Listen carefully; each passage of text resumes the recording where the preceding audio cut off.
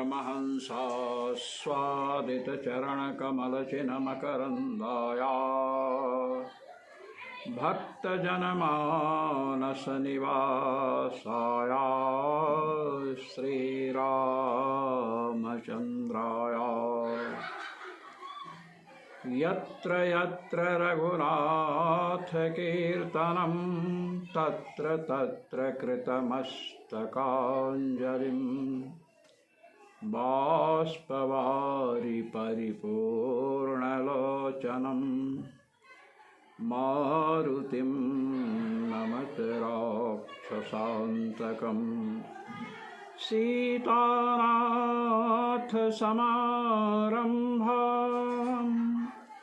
रामानन्दार्यमध्यमाम् अस्मदाचार्यपर्यन्ताम् वन्दे गुरुपरम्पराम् वन्दे गुरुपरम्पराम्।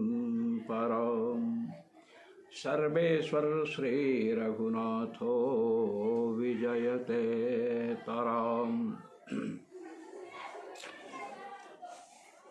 इस समय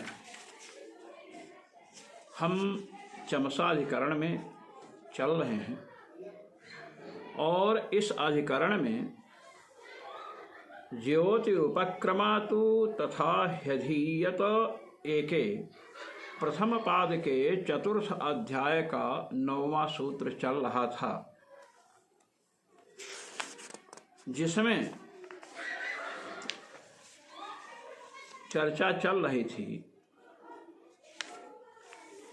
कि ज्योतियों का ज्योति है परमात्मा।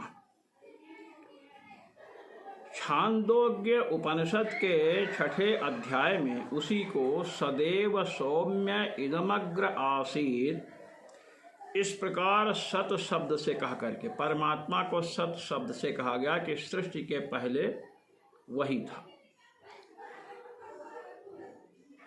उसके बाद इसी को बृहदारण्यक उपनिषद में ज्योतिषाम ज्योति ही, ये बात पहले आ चुकी है। ज्योतियों का भी ज्योति परमात्मा को बतलाया गया। तो सदैव सौम्य इदमग्र आसीत, ये जो उपक्रम है, उपक्रम में ब्रह्म आदि कारण है, जिसका ऐसी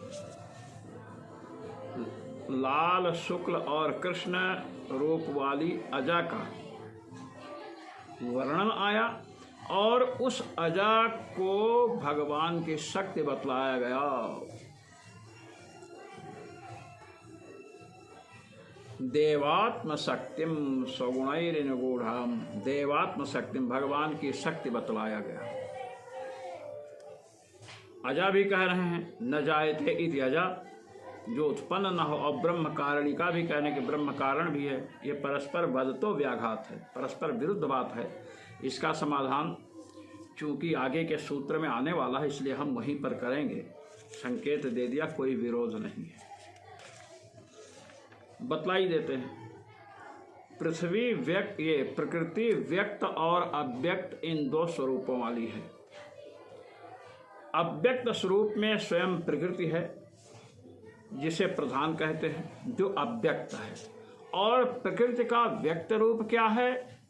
पृथ्वी है, जल है, तेज, वायु, ये सब पृथ्वी के व्यक्त रूप है।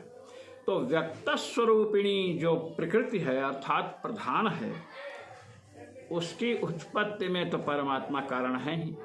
इसलिए प्रकृति के स्थूल रूप को, व्यक्त स्वरूप को लेकर के ब्रह्म कारणिका कहा गया। ब्रह्म कारण है, क्योंकि भगवान ही भू शब्द का उच्चारण करके पृथ्वी की सृष्टि की है। हाँ, अब चलें तो कहते हैं कि छंदोग लोग अजामेकाम लोहित शुक्ल कृष्णाम, इस प्रकृति को ब्रह्म कारणिका, मैंने ब्रह्म कारण है इसका ऐसा मान करके पाठ करते हैं। और अस्मान माई सृजते विश्वमेतत्, माई माने माया का अधिष्ठान, माया का आश्रय जो परमात्मा है वह इस माया के द्वारा ही जगत की सृष्टि करता है। अब तथा ही के द्वारा ग्रंथ का जब पहले अपने यहाँ शास्त्रों की एक परंपरा है, जो गुरु परंपरा से पढ़े हैं उनको इस बात का ज्ञान है कि कोई बात संक्षिप्त रूप से कहते हैं, संक्षेप में कहते हैं, फिर जब उसका विस्तार करना होता है तो तथा ही इस शब्द के द्वारा उसका विस्तार करते हैं। तथा ही के द्वारा भगवत पाद जगत गुरु श्री स्वामी रामानंदाचार्य जी महाराज कह रहे हैं। क्या कह रहे हैं? तथा ही तदैक्षत बहुश्याम प्रजायेय इति उपक्रमे तेजो अबन्नाना इति उपक्रम्य तेजो अबन्नानां कारणभूतां भौतिक कार्य प्रकृतिभूतां तामेव लोहितादिरूपां स्फुटमधीयन्ते। कह रहे हैं तदैक्षत बहुश्याम प्रजायेय, तदैक्षत परमात्मा ने, ब्रह्म ने, जो सतपद वाच्य ब्रह्म है, उसने संकल्प किया। क्या संकल्प किया? बहुश्याम प्रजायेय, अनेक रूपों में हो जाऊं, उत्पन्न हो, ये संकल्प किया। अब ये उपक्रम है, वहाँ वर्णन में उपक्रम होता है और उपसंहार होता है। किसी बात को लेकर के जब हम चर्चा छेड़ते हैं तो उसे उपक्रम कहते हैं, और जब हम उसका समापन करते हैं तो उसे क्या कहते हैं? उपसंहार कहते हैं। कहते हैं उपक्रम किया, संकल्प भगवान ने किया है कि मैं अनेक रूपों में हो जाऊं। इस प्रकार उपक्रम करके, आरंभ करके, तेज अप माने जल, अन्न से पृथ्वी ले लीजिए। पृथ्वी, जल और तेज, इनकी कारण भूताम, तेजो अबन्नानाम कारण भूताम, तेज, जल और पृथ्वी की कारण स्वरूपा भौतिक कार्य प्रकृति भूताम, और भौतिक जो कार्य हैं, जितने भी भौतिक कार्य आप देख रहे हैं उनकी प्रकृति रूपा है, क्योंकि भौतिक कार्य तो विकृति हो गए, विकार हो गए प्रकृति के। पृथ्वी, जल, तेज, वायु की भी, पृथ्वी, जल, तेज, इनकी भी कारण है प्रकृति। और भौतिक जो कार्य, घट पट मकान दुकान इत्यादि जो भी दिख रहा है, इन कार्यों की प्रकृति भी वही है। कौन? प्रकृति प्रधान। ताम एव लोहितादि रूपाम स्फुटमधीयन्ते, उसी प्रकृति को लोहित, लोहित कहते रोहित, रलयो रभेद व्याकरण का नियम है, रा और ला में अभेद होता है, कहीं लोहित रूप कह दिया, कहीं रोहित कह दिया। तो लोहित आदि रूपाम, लाल रंग है, श्वेत रंग है और कृष्ण रंग है, कृष्ण वर्ण है। इस प्रकार अस्पष्ट पाठ करते हैं। कैसे करते हैं? कहे सुनिए छंदों का। यदग्ने रोहितम रूपम तेजसस्तद रूपम, अग्नि का जो रोहित अर्थात लोहित रूप है, हमने बताया रलयो अभेद, रा और ला में अभेद है व्याकरण में, तो रा और ला में अभेद है, सार्वत्रिक नहीं है, नहीं तो फिर मुश्किल पड़ जाएगा। रा ला में अभेद है, इसलिए लोहितम की जगह है रोहितम। अग्नि का जो रोहित अर्थात लाल वर्ण है, तेजसस्त रूपम, वह तेज का रूप है, ये बतलाया। यच्छुक्लम तदपम, जो जल का, जो प्रकृति का शुक्ल रूप है, वर्ण है, वह जल का है। यत् कृष्णम तदन्नस्य, जो कृष्ण रूप है वह अन्न का है, पृथ्वी का है। इत्यत्र छांदोग्य 6 अध्याय की चर्चा है। इत्यत्र कार्येषु लोहितादि रूपा वाप्ति कारणावस्थायास्तथात्वे एव इति ब्रह्मात्मिका शक्तिरेवात्र प्रतिपाद्यते। कह रहे हैं भगवत पाद श्री स्वामी रामानंदाचार्य जी महाराज के अग्नि में जो लाल रूप है वह किसका है?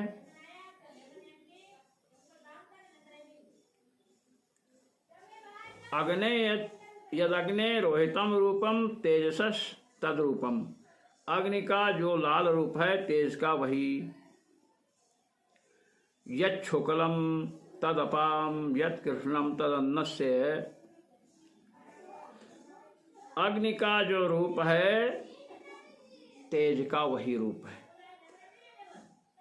जल का जो शुक्ल रूप है वह प्रकृति का ही रूप है। प्रकृति में रूप है बताना, लोहित शुक्ल कृष्णाम, लाल श्वेत और कृष्ण रूप बतलाया गया प्रकृति का।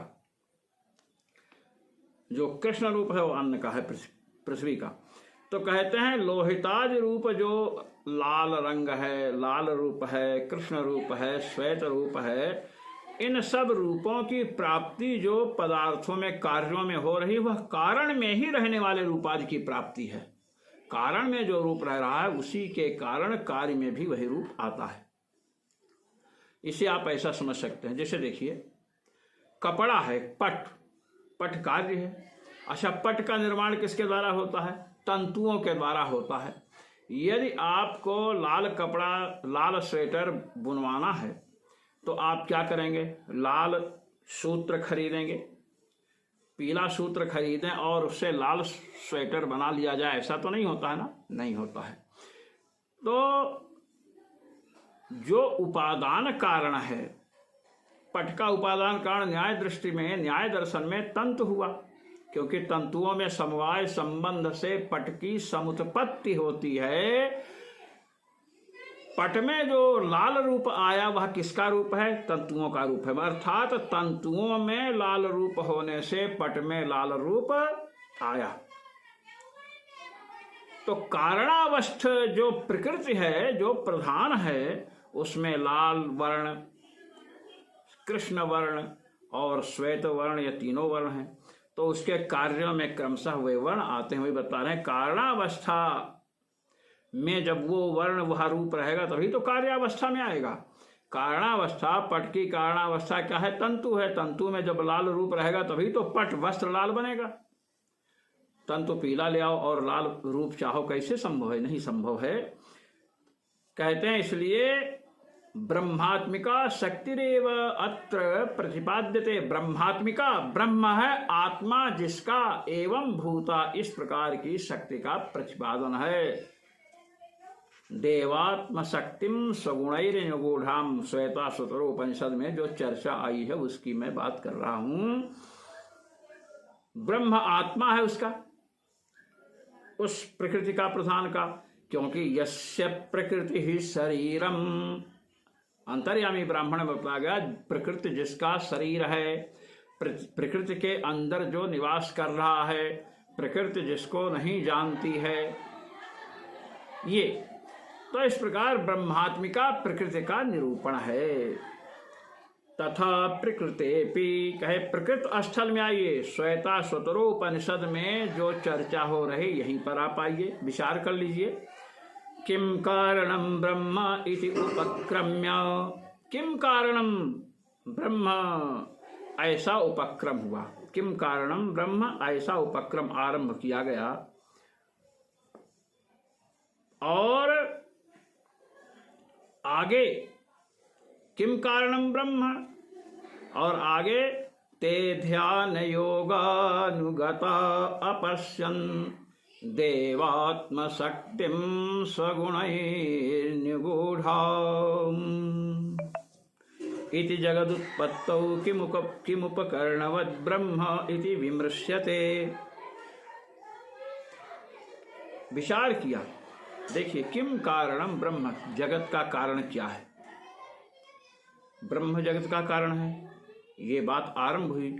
फिर किम उपकरणवद ब्रह्म, किस उपकरण के द्वारा ब्रह्म जगत की सृष्टि करता है, ये बात आई।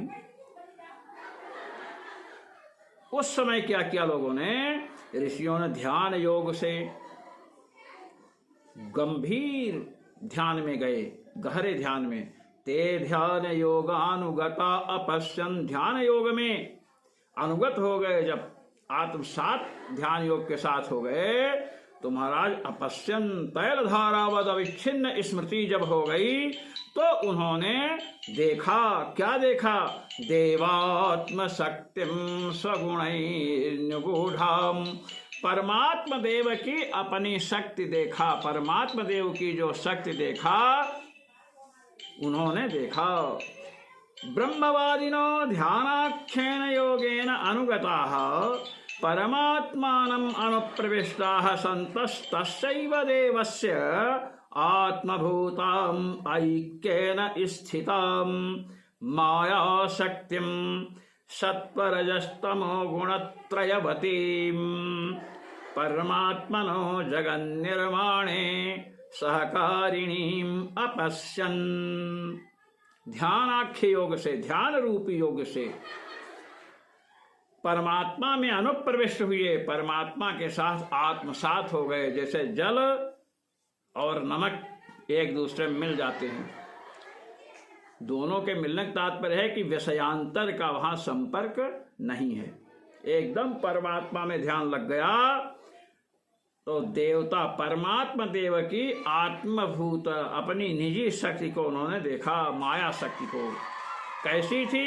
3 गुण वाली थी, सत्व गुणमयी, रजो गुणमयी और तमो गुणमयी। सत्व, रजस और तमस, ये 3 गुण वाली परमात्मा की शक्ति को देखा। जगत के निर्माण में जो सहकारिणी है, परमात्मा की सहायिका है। इति परमात्मा शक्ते अजा शब्दाभितायाः जगत कारणत्वेन उक्तायाः परमात्मा शक्तित्वेन तदात्मकत्वम। कहते हैं इस प्रकार परमात्मा की जो शक्ति है, देवात्म शक्तिम स्वगुणैर्निगूढ़ाम, परमात्मा देव की शक्ति को उन्होंने देखा, जिसके सहयोग से भगवान जगत की सृष्टि करते हैं, उसी का नाम अजा है। वही जगत के कारण के रूप से कही गई है। अजामेकाम लोहित शुक्ल कृष्णाम वहवे प्रजा सृजमानाम स्वरूपाः, उसी परमात्मा शक्ति का नाम अजा है। परमात्मा की जब शक्ति होगी तो तदात्मकत्वम, और परमात्मक है, परमात्मात्मक है, भगवदात्मिका है शक्ति, भगवान उसकी आत्मा है। तदधीनतया तदधीन तत्स्वरूप स्थिति प्रवृत्तिकत्वं च निर्दिश्य। अब जिसकी शक्ति उसके अधीन रहेगी, शक्ति शक्तिमान के अधीन होती है तो भगवान के अधीन वह शक्ति है, भगवान के अधीन उसका स्वरूप, उसकी प्रवृत्ति और उसकी स्थिति है, ऐसा निर्देश किया। फिर आगे वाक्य शेष में क्या कह रहे हैं? अस्मान्मायी सृजते विश्वमेतत् तस्मिंश्चान्यो मायया सन्निरुद्धः। ये श्वेता सूत्रोपनिषद के 4th अध्याय में है। अस्मान, इस शक्ति स्वरूप जो उपकरण है, माया रूपी जो उपकरण है, साधन है, इसी के द्वारा एतद् विश्वम सृजते, इस विश्व की रचना भगवान करते हैं। अन्यो माया सन्निरुद्धा, जो लोग भगवान का भजन नहीं करते हो, माया शक्ति के कारण इसी में जकड़े रहते हैं, बंदी बने रहते हैं। और इस प्रकार माया शक्ति जो अजा में काम, जिस अजा को कहा गया था उसी को परमात्मा की शक्ति बतलाया गया और आगे श्वेता सूत्रोपनिषद में बतला दिया गया। देखिए, पहले तो किम कारणम ब्रह्म, जगत का कारण कौन है, फिर आया ब्रह्म है। अब ब्रह्म जगत का कारण है तो किस साधन से ब्रह्म जगत की रचना करता है, तो बतलाया ते ध्यान योगानुगता अपश्यन देवात्म शक्तिम स्वगुणैर्निगूढ़म। जब उन्होंने ध्यान करके देखा कि परमात्मा किसके बल से जगत की रचना करता है, किस साधन से, तो महाराज उन्होंने देखा परमात्मा की छिपी हुई शक्ति को, कि इसके द्वारा परमात्मा जगत की रचना करते हैं। अब ये तो देखा, अब वाक्य शेष में आगे इसी बात को बतला भी रहे हैं। अस्मान माई सृजते विश्वमेतत्, माई अर्थात माया के स्वामी, माया जिनकी शक्ति है परमात्मा, इस शक्ति के द्वारा ही विश्व की रचना करते हैं। फिर श्वेता सूत्रोपनिषद में 4 के बाद चतुर्थ अध्याय के 10वें मंत्र में बताया गया, स्पष्ट इस बात को किया गया, मायां तो प्रकृतिम विद्यान माइनम तो महेश्वरम। माया को प्रकृति समझो। माया जो कही गई है वो प्रकृति ही है, कोई दूसरी वस्तु नहीं है। माइनम तु महेश्वरम, और माया का जो स्वामी है, माया जिसकी शक्ति है, वह क्या है? महेश्वर है। महांश्चासो ईश्वर महेश्वरः, वे परमात्मा हैं। इति परमात्मनो मायित्वेन मायाधीशत्वावगमात्, परमात्मा प्रकृति को माया बतलाया और परमात्मा को माई अर्थात मायाधीश बतलाया, माया का स्वामी बतलाया। इसी तथ्य को पूज्यपाद गोस्वामी जी महाराज ने मानस में कहा, मायाधीश ज्ञान गुण धामा। भगवान श्री राम को मायाधीश कहा, माया के स्वामी हैं। अतस्तस्या एव मायायाः प्रकृति शब्दाभिहितायाः परमात्म शक्तेः अजामेकम् इति मंत्रेणाभिधानात्। भगवत पाद श्री स्वामी रामानंदाचार्य जी महाराज कह रहे हैं कि सुनिए, परमात्मा को माई कहा गया, प्रकृति को माया कहा गया। मायाम तो माया को प्रकृति समझो और माया के आश्रय को महेश्वर में आत्मा परमात्मा समझो। इस प्रकार माया को प्रकृति शब्द से कहा, मायाम तु प्रकृतिम विद्यात्, माया को प्रकृति समझो। प्रकृति शब्द से किसको समझाया? माया को। और देवात्म शक्तिम सगुणैर्निगूढ़ाम, देवता की शक्ति को, जो छिपी हुई शक्ति, उसको ध्यान योग से ऋषियों ने देखा। वह शक्ति कौन है? तो माया रूपिणी शक्ति है, क्योंकि अस्मान माई सृजते विश्व में तत्, माई माने माया वाला, और माया को प्रकृति कहा गया। तो प्रकृति कहा गया तो माया किसकी शक्ति? परमेश्वर की हुई। ये बात स्पष्ट हो गई। कहते हैं परमात्मा की शक्ति को ही अजा में काम रोहित शुक्ल कृष्णाम बहवे प्रजा जनयन सृजमानाम स्वरूपा। ये बात कही गई है, परमात्मा की शक्ति का ही यहाँ निरूपण हुआ है। इसलिए यहाँ पर परमात्मा के अधीन रहने वाली प्रधान प्रकृति का वर्णन है। नहीं पर तंत्र सिद्धम केवलम प्रधानम अत्र जगत कारणतया प्रतिपाद्यते। परतंत्र, पर माने दूसरे जो कपिल हैं, वेदांत से भिन्न जो सिद्धांत वाले कपिल महर्षि हैं, सांख्यवादी हैं, उनके तंत्र में सिद्ध प्रधान जो स्वतंत्र जगत का कारण होने माना है, उसका निरूपण यहाँ नहीं है। अजाम एकाम रोहित शुक्ल कृष्णाम से। अब प्रश्न यहाँ पर हो रहा है, जो मैंने आपके सम्मुख पहले उपस्थित किया था। नन्मजाया नन्मजायाः ज्योतिरुपक्रमात्वे ब्रह्म कार्यत्वात् तस्याह्यजात्वमेव न स्यादित्याह। कहते अच्छा ये बतलाइए कि अजा में काम लोहित शुक्ल कृष्णाम, इस श्वेता शत्रुपनिषद के मंत्र को प्रस्तुत करके आपने प्रकृति को अजा बतलाया। अजा न जायते इति अजा, जो उत्पन्न ना हो। और आप ज्योतिरूप, यहाँ पर पीछे सूत्र है ज्योतिरूपक्रमातु तथा ही अधीयत। एके प्रथम अध्याय के चतुर्थ पाद के 9वें सूत्र में आपने बतलाया कि ब्रह्म कारणिका है, ब्रह्म उसका कारण है, प्रकृति का। अजा भी बतला रहे हो और ब्रह्म उसका कारण है। अजा माने न जायते इति अजा, जो उत्पन्न ना हो। उत्पन्न जो हो तो कार्य होता है। आप ब्रह्म कारणिका, ब्रह्म कारण उसमें है तो ब्रह्म का कार्य होगी प्रकृति, और उसे अजा भी कह रहे हो। जैसे कोई कहे माता में वंध्या, कोई लड़का कह रहा मेरी माँ बांझ है। बताओ बांझ है तो तुम कहाँ से आ गए? तुमको उत्पन्न किया, इसका मतलब वह वंध्या नहीं है। तो ऐसे बात हुई माता में वंध्या जैसे, तब इसको बतला रहे हैं।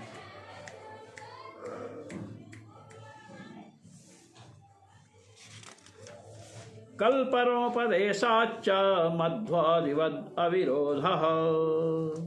ये सूत्र है प्रथम अध्याय के चतुर्थ पाद का 10वां सूत्र है। अब कह रहे हैं इस सूत्र की भूमिका क्या हुई, जो शंका मैंने आपके समक्ष प्रस्तुत की है। क्या कहते हैं, ज्योतिरुपक्रमातु तथा ही अधीयत एके। इस सूत्र के भाष्य में आपने कहा कि ज्योतिषाम ज्योति, परमात्मा ज्योतियों का भी ज्योति है, माने सूर्य चंद्रमा इत्यादि सबका प्रकाशक है। अब उसका उपक्रम करके आपने प्रकृति का कारण भी बतलाया, परमात्मा को प्रकृति को अजा भी कह रहे हैं। ये विरुद्ध बात समझ में नहीं आती है, ये ठीक नहीं है। स्पष्ट सुस्पष्ट कीजिए। कहते सुनिए, कल्पनोपदेशाच्च मध्वादिवद अविरोधः। कहते देखिए, कल्पनोपदेशाच्च मध्वादिवद अविरोधः। पूरा सूत्र जो है समझ में इसका भाष्य आएगा जब प्रस्तुत किया जाए। कल्पनोपदेशाच्च मध्वादिवद अविरोधः है। कल्पनोपदेशाच्च में चा शब्द आया है। चा शब्द शंका परिहारार्थः। कहे चा शब्द जो है शंका के परिहार के लिए, शंका का निवारण करने के लिए कि अब आप शंकित मत होइए। परमात्मा यत्त प्रकृतेर ज्योतिरुपक्रमात्वेपि अजात्वम अस्तेव। कहते देखिए, परमात्मा के अधीन जो प्रकृति है वह अजा है ही, न जायते त्यजा, वह कार्य नहीं है। कहे तो ज्योतिरुपक्रमात् तू तथा ही अधीयत एके में आपने उसको ब्रह्म कारणिका कहा। कह सुनिए, ज्योतिरुपक्रमा तू में जो भी हमने कहा है उसको हम आपके सामने सुस्पष्ट कर रहे हैं। अजात्व है ब्रह्म कारणिका होने पर भी प्रकृति में अजात्व है। कुतः? कहे कैसे? कहे कल्पनोपदेशात्। कहे कल्पनोपदेशात् का क्या तात्पर्य भाई? कहते सुनो, कल्पनस्य सर्गस्य उपदेशात्। कल्पनोपदेशात् माने कल्पना का उपदेश, ऐसा अर्थ मत करिए। कल्पनस्य अर्थात सर्गस्य सृष्टेः उपदेशात्, सृष्टि का उपदेश होने से। कहे और स्पष्ट ये कहे सुनिए, हम कर रहे हैं ना। धाता यथा पूर्वमकल्पयत्, शुक्ल यजुर्वेद का वाक्य। सर्गादौ भगवान् धाता यथा पूर्वमकल्पयत् इत्यादौ कल्पयते सृष्टावपि प्रयोगदर्शनात् सर्गः सृष्टिः। कहते देखिए, धाता यथा पूर्वम अकल्पयत्।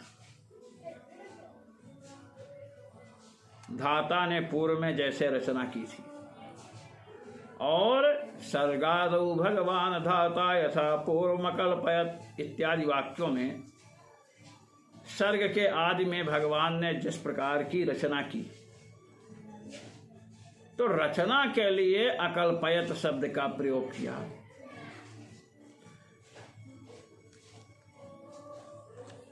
रचना के लिए किसका प्रयोग किया? अकल्पयत। तो अकल्पयत का प्रयोग किया, इसलिए कल्पयते सृष्टावपि प्रयोग दर्शनात्। कल्पना, कल्पन शब्द जिससे बनता है, इसका सृष्टि में भी प्रयोग देखा जाता है। तो यहाँ पर धाता यथा पूर्वम अकल्पयत, इस शुक्ल यजुर्वेद के वाक्य के द्वारा, और सर्गादौ भगवान धाता यथा पूर्वम अकल्पयत इत्यादि में कल्पयते सृष्टावपि प्रयोग दर्शनात्। भगवत पाद श्री स्वामी रामानंदाचार्य जी महाराज कह रहे हैं। क्या कह रहे हैं महाराज? कहते हैं कल्पयते है। कल्पयते का तात्पर्य है कृपु सामर्थ्य धातु है। तो कृपु सामर्थ्य धातु है। कृपो रोलह, इस सूत्र के द्वारा रा को ला हो जाता है। यह सिद्धांत कौमुदी का विषय है। और कल्पयति बनता है।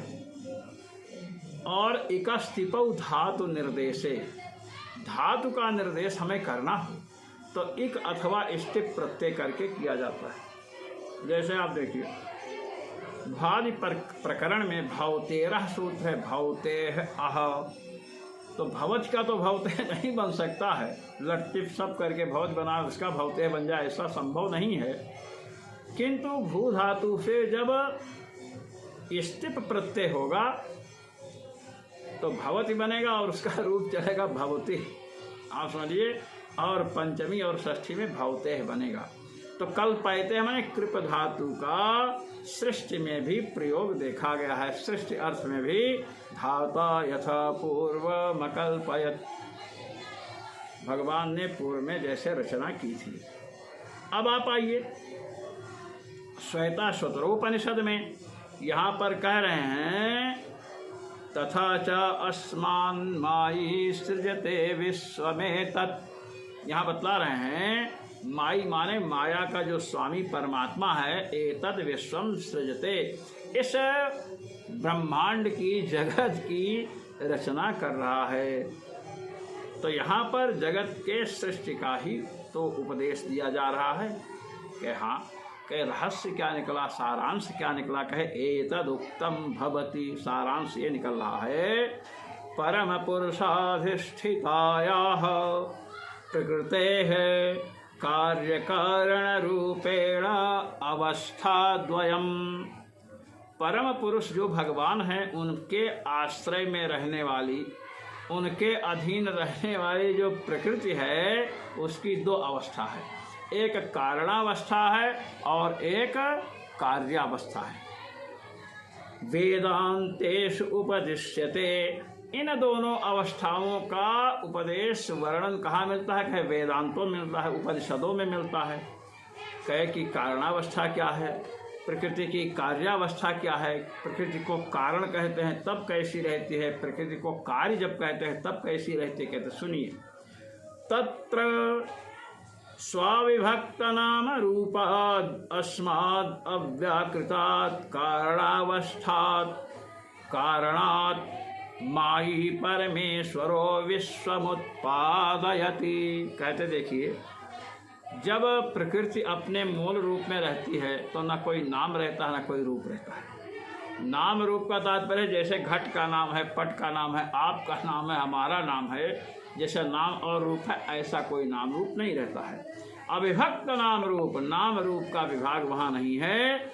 ऐसे अव्याकृत, इसीलिए इसको अव्याकृत कहते हैं, कारणावस्था की कहते हैं। इसी अव्यक्त नाम रूप वाली प्रकृति से माई सृजते विश्व में, तद माई माने परमात्मा इस विश्व को उत्पन्न करते हैं। तदनंतरम उपचित सत्वरजस्तमो गुणतया शैव अव्यक्त शब्द वाच्या कार्यावस्थां प्राप्य विभक्त नाम रूपतया तेजोबन्न लक्षण परिणतिम अवाप्य लोहित शुक्ल कृष्ण रूप संपद्यते। कहते सुनिए, विश्व को उत्पन्न किया परमात्मा ने, उसके बाद उपचित सत्व रजस्तमो गुणतया, कहीं उसका सत्व गुण बढ़ जाता है, कहीं रजोगुण बढ़ जाता है, कहीं तमोगुण बढ़ जाता है। इन गुणों के बढ़ जाने से अव्यक्त शब्द का वाच्य, अव्यक्त शब्द से कही जाने वाली जो प्रकृति है वह कार्यावस्था को प्राप्त हो जाती है। तभी ना सत्व बढ़ा, रजोगुण बढ़ा, तमोगुण। जब तक गुण साम्यावस्था में रहेंगे तब तक सृष्टि नहीं हो सकती है। प्रकृति के गुणों में क्षोभ हुआ, कोई गुण अधिक कोई गुण कम, तो महाराज सृष्टि होती है। तो कहते हैं वही अव्यक्त शब्दवाच्या जो प्रकृति है, जब कार्यावस्था को प्राप्त हो जाती है तो उसका लाल रंग होगा, कहीं श्वेत रंग होगा, कहीं कृष्ण रंग होगा।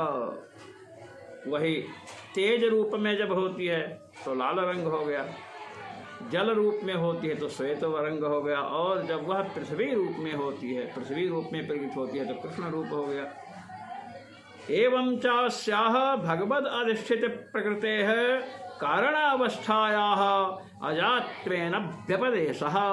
इस प्रकार ये भगवान के आश्रित रहने वाली जो प्रकृति है, जब कारणावस्था में है तो इसका व्यपदेश अजात्वेन होता है, अजात्वेन इसका व्यवहार होता है। अजमेकम लोहित शुक्ल कृष्णाम, इस प्रकार व्यवहार माने शब्द प्रयोग होता है। कार्यावस्थायाश्चा, जब यह प्रकृति कार्यावस्था में बदलती है, कार्यावस्था में आते हैं, पृथ्वी जल तेज वायु रूप में होती है, तो ज्योतिरूपक्रमात्वेन, तो ज्योति अग्नि रूप है, जल रूप है, पृथ्वी रूप है, उस समय यह क्या होती है, कार्यावस्था में होती है। तो पृथ्वी अवस्था, जलावस्था और तेज जो अवस्था, तेज अवस्था जो है, ये अवस्था कब हुई? जब भगवान ने तदैक्षत बहुश्याम प्रयाजय, उन्होंने संकल्प किया अनेक रूपों में हो जाऊं, तो भगवान ने भू शब्द का उच्चारण किया, उसके बाद भूमि का निर्माण हुआ पृथ्वी के सहयोग से। तो जो पृथ्वी रूपा प्रकृति है, इसके कारण भगवान बने कि नहीं बने ना? हाँ, तो ब्रह्म कारणिका प्रकृति व्यक्त रूप को लेकर कहा गया, इसलिए कोई विरोध नहीं। आप ये मत समझो कि आजा को हम कार्य बतला रहे हैं। समझ में आई बात? अच्छा, आ गई, ठीक है। कार्यावस्थायाश्चा ज्योतिरुपक्रमात्वेन इति न कश्चिद विरोधा, इसलिए कोई विरोध नहीं है। अस्मिन्नर्थे दृष्टान्तम आह, इस अर्थ में दृष्टांत प्रस्तुत कर रहे हैं। कल्पनोपदेशाच्च मध्वादिवद अविरोधः, सृष्टि का उपदेश है। सृष्टि का उपदेश होने से पृथ्वी जल तेज वायु रूपा पृथ्वी ने प्रकृति कार्य में आएगी। उस कार्य रूपा पृथ्वी का कारण परमात्मा, इसलिए ब्रह्म कारणिका प्रकृति को कह दिया। इसलिए कोई दोष नहीं कहे कि मध्वादिवद अविरोधा, विरोध कैसे नहीं होगा? मध्वादिवद। अब आप लीजिए, अस्मिन्नर्थे दृष्टान्तमाह, इस अर्थ में दृष्टांत बतला रहे हैं। देखिए दृष्टांत क्या है? जहां पर वादी और प्रतिवादी दोनों की साम्य दृष्टि हो। ये नहीं वादी नहीं मानता है, प्रतिवादी कहा ये दृष्टांत रूप से स्वीकार कीजिए, या प्रतिवादी मानता है वादी नहीं मानता है, वादी मानता है प्रतिवादी नहीं मानता है। उभयोः यत्र बुद्धि साम्यम, दोनों के बुद्धि की समानता जहां पर हो, एक रूप में उसको समझ रहे हैं, तभी वह दृष्टांत बन सकता है। अयम न्यायस्य विषयः, यह न्याय शास्त्र का विषय है। अब देखिए, अस्मिन्नर्थे दृष्टान्तमाह मध्वादिवद इति, ये वाक्य है ब्रह्म सूत्रकार का, भगवान व्यास का। यथा असौ वा आदित्यो देव मधु, छांदोग्य के 3 अध्याय की चर्चा है। इत्यादौ आदित्यादेह कारणावस्थायाम मध्वादिव्यपदेशानर्हात्यंत सूक्ष्म रूपेण स्थितस्य। देखिए कहता है, देखिए आदित्य को असौ वा आदित्यो देव मधु, आदित्य को देवताओं का मधु कहा गया। मधु आप जानते शहद, ये चर्चा पहले आ चुकी है, पीछे हम इसका व्याख्यान कर चुके हैं और बहुत अच्छे ढंग से इस पर व्याख्यान किया गया, इसलिए यहां पर हम नहीं कहेंगे। आदित्य को, भगवान सूर्य को देवताओं का मधु कहा गया। कह रहे हैं जो आदित्य कारणावस्था में है वे मध्वादि व्यपदेश के अनर्ह हैं। मधु से उनका व्यपदेश माने व्यवहार, अनर्ह माने व्यवहार के अयोग्य हैं, व्यवहार नहीं किया जा सकता है। कारणावस्था में जो आदित्य हैं उनको मधु शब्द से व्यवहृत नहीं किया जा सकता है। क्यों? कि अत्यंत सूक्ष्म रूपेण स्थितस्य, कि अत्यंत सूक्ष्म रूप में स्थित है। यदि यह विषय किसी श्रोता महानुभाव को समझ में ना आए यहाँ, तो आप कमेंट में प्रश्न कर सकते हैं, हम इसको अगले पाठ में और सुस्पष्ट कर देंगे। यहाँ पर अधिक हम इसलिए नहीं कहना चाहते हैं क्योंकि हम इसको पहले कह चुके हैं। आप पूछेंगे तो हम अवश्य बतलाएंगे, उत्तर देंगे। जिज्ञासा की शांति हमारा पहला लक्ष्य है, क्योंकि हम लोग जिन गुरुजनों के चरणों में बैठ करके विद्या अध्ययन किए हैं, उन गुरुजनों को मुझे आज भी श्रद्धा है, पहले भी थी, रहेगी। उनकी श्रद्धा और उनके कृपा का ही परिणाम है कि आज हम आपके समक्ष ब्रह्मसूत्र का व्याख्यान कर रहे हैं। वे गुरुजन हमारी शंकाओं का समाधान करते रहते थे, कभी हमें शंकाग्रस्त नहीं रखे। इसलिए हम शंका का समाधान करेंगे गुरुजनों की कृपा के द्वारा। अत्यंत सूक्ष्म रूप में जो स्थित आदित्य हैं, वे मधु शब्द से व्यवहित नहीं हो सकते हैं, कि वो मधु नहीं बन सकते हैं। ये आप समझ लीजिए, देवताओं के मधु नहीं बन सकते हैं। कार्यावस्थायाम बस्वादिभोग्य रसाधारत्वेन मधुत्वम। कार्यावस्था में वसु आदि जो देवता वर्णित हैं, ये मधु विद्या का प्रकरण है। वसु आदि महादेवता हैं, उनके भोग्य रूप में रस का आधार होने से उनमें मधुत्व भी है और कार्यत्व भी है।